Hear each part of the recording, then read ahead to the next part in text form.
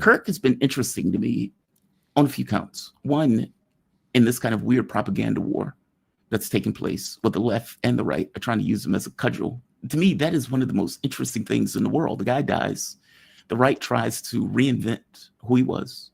The left tries to maintain this notion of, look, here are all the videos of what this guy was. Stop trying to make him into some kind of prophet. And then both go with this idea of, well, look at this good white guy that murdered him. And the other side is like, well, he was living with a transgender person, so obviously he is on the left. Give me a take on this. I think it's important to frame this in a certain way, to look at this in a wider perspective. Who was Charlie Kirk?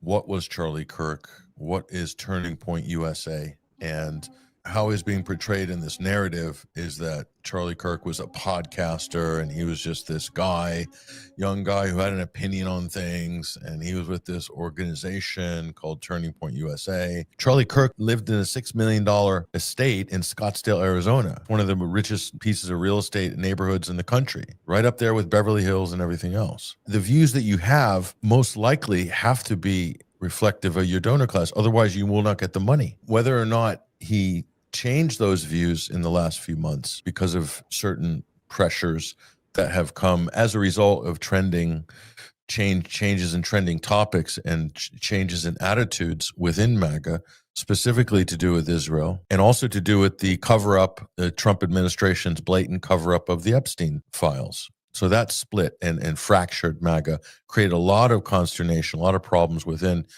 Charlie Kirk's world as well, within the Turning Point world. And so if you think about it from an Israeli lobby point of view, so if they're wavering on the Israel issue, that's an existential threat to the Israeli lobby and to Israeli interest.